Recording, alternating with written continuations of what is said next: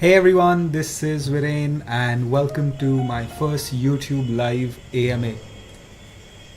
I can see some of you have already joined in. There's Luki, there's Arnab Tech Lover, there's Chaos Shape.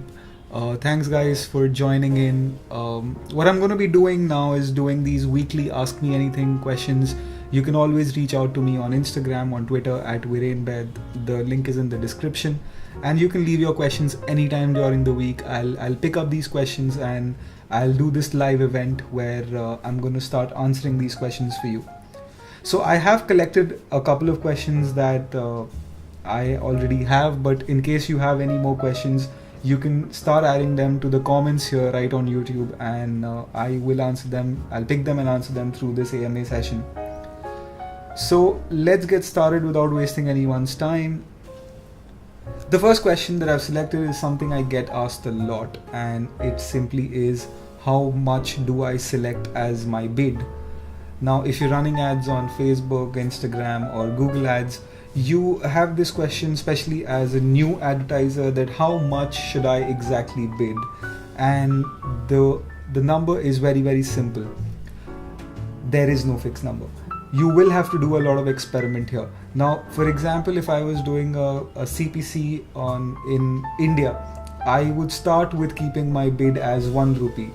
And then I would wait for a few hours. I would wait for the ad to get live and then see the amount of impressions and clicks I was receiving on an ad, and then I would wait to see if my desired number of clicks or impressions are being achieved.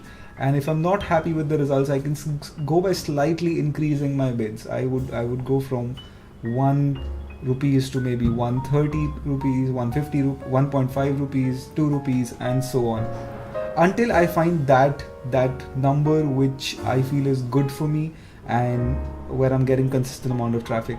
So that is how I would decide on what is that bid value. So always remember, there is no fixed number that you can select. It completely depends on the audience you're advertising for, the platform you're on, and things like that. This sort of jumps over the second question I had selected, and the second question is, how many conversions, that is clicks or impressions or purchases, whatever the conversion means to your business, can I achieve with, say, $100? So I get this question a lot. How many clicks can I expect in $100 or $50? Or how many website visits can I expect in $50, and things like that? Now, the answer is very straightforward, that again, like the previous question, there is no fixed answer. So I need everyone to understand how this works. Whether it's Facebook or whether it's Google Ads, any platform, the advertising platform now serves as a marketplace. So if I am a user on the marketplace, there are going to be a lot of other businesses that are competing to show me an ad, right? And to show me an ad, what they will do is, everybody puts in a bid. Someone says 1 rupee, someone says 2 rupees for a bid. And that's how it works. Now, whoever is the highest bidder will always get to advertise to me. And this doesn't mean that if someone's bid $2 and you've bid $1, only their ad will get shown all the time. What it essentially means is that if I was shown 3 ads, 2 of them would be the business that have bid $2, and one of the ad will be the business which have bid $1. So obviously, if you want more reach, more impressions, you increase your bid. Now, it also depends a lot on how many such businesses are competing for this specific user. If there are hundreds of businesses competing for this one user, naturally the cost to show an ad to that audience will be very high. Now, if comparatively very few businesses are competing for a certain type of user, a certain audience, or a certain keyword in Google Ads, what that would mean is that the bid value will be very low and you will get higher impressions. So that is how this works.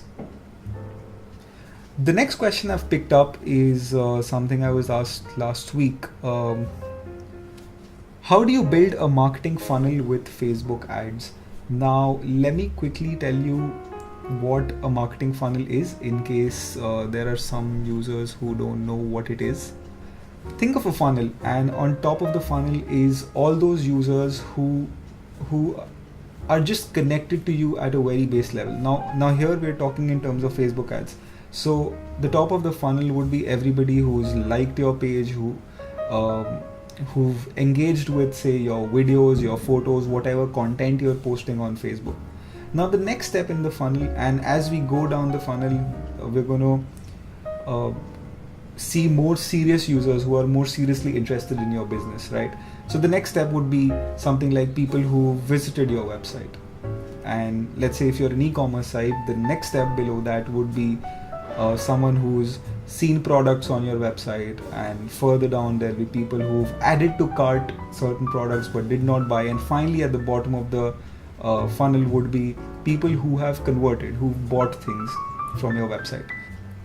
Now, how do you create this funnel with Facebook ads? Like I said, at the top of the funnel is everybody who's seen your Facebook page, who've seen your ads maybe, who have seen your videos or photos, whatever you're posting on Facebook.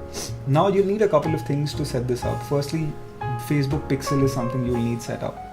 I have a tutorial on how to set up Facebook Pixel. Search it on my channel and you'll find it. What the Pixel does is whenever someone reaches your site via Facebook ads, you're able to track that and you can show them ads again. Now, the next step here is when someone clicks on an ad, visits your website, they become the next step. They enter the next part of the funnel.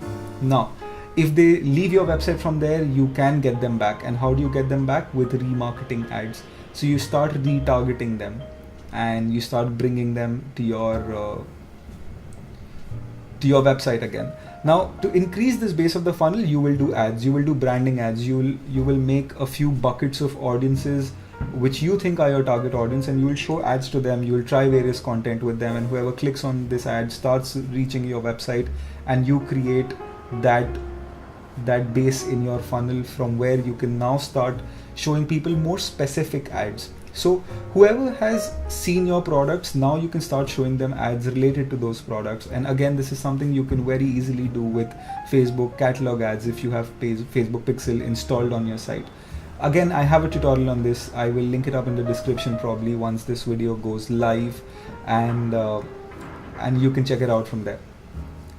So as I was saying, once the user has seen your products, you can remarket them, you can show them similar products. This is something that happens on Amazon or other e-commerce sites a lot, where you realize you've gone and started seeing some products, and then suddenly you start seeing ads of those products on Facebook, Google Ads, display, YouTube, all the places, Instagram. So you can do that as well. Now, this will lead to more conversion because people who have already shown interest in your products, who are at the middle chunk of the funnel, they will come back to your website, and now you're motivating them to convert. Now there'll be people right at the bottom of the funnel who have not converted, but they've done things like added to cart. Again, that is something you can figure out with Facebook Pixel. If I've added a product to my cart, now you can show me more specific ads. You can show me ads like a coupon, maybe a 10% discount coupon. The content can be more directed to me. The content can be, hey, you left something on your cart. How about go make that purchase? Here's a 10% discount coupon that you can use, and I might be tempted to buy that, right? So that is how you can create your funnel. Again, to reiterate, the funnel looks like the top is all your audience. You show them very basic ads, general ads, to attract them to your website. Once they're back in your website, you start showing them more specific ads, maybe related to the products they've already seen. And once they've shown more interest, you can show more targeted ads for the products that they've shown interest in, and that way you can generate more sales, which is the bottom of your funnel. I'll now get to the next question from the comments. I have a Facebook account. I do marketing to several companies. How can I separate my payment bills for Facebook? All right. I do similar things as well. I run Facebook ads for a lot of my clients. So ideally what I try and do is I get the client to create their Facebook Business Manager account and add me as an admin. So when they create the account, they add in the credit card details, and then all I do is I run the ads, and whenever a payment needs to be made, it automatically gets debited from their account, right? Credited from their account. Now, in your case, if you can't do that and you're running ads via your personal account and you're paying for the ads and then the client reimburses you for it, there are a couple of things you can do. Then these are little hacky ways. So the first thing you can do is have separate accounts, create separate accounts yourself for these businesses, and like separate business manager accounts, and you can add their credit cards. This would be a cleaner way. A more hacky way, in case you've already started with multiple clients and you have one account, is you can use something called Facebook tags. Now, with all the campaigns that you create, you can add a tag to it. So let's say if there was one company called ABC, there's another company called XYZ, you add those as tags to these campaigns. So what happens is, at the end of the month, if you just filter by tag all the campaigns, now I filter all the campaigns I've done for ABC, and I can see the entire amount spent for that month in all the campaigns that have been tagged with ABC. And now you can simply charge your client for whatever that value is.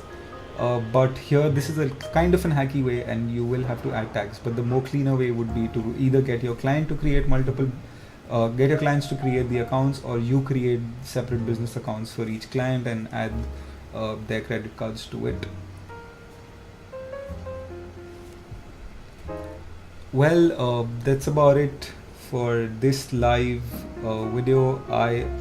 I would like to know what you guys thought about it. You can leave it as comments below, or you can reach out to me on Instagram and we can have a one-on-one there. I've linked my Instagram account to the card here at the top right of the video. You can click somewhere here and reach me, and we can discuss. In case you have any more questions, you can write in comments and I'll probably pick them up for the next video, and I'll see you there.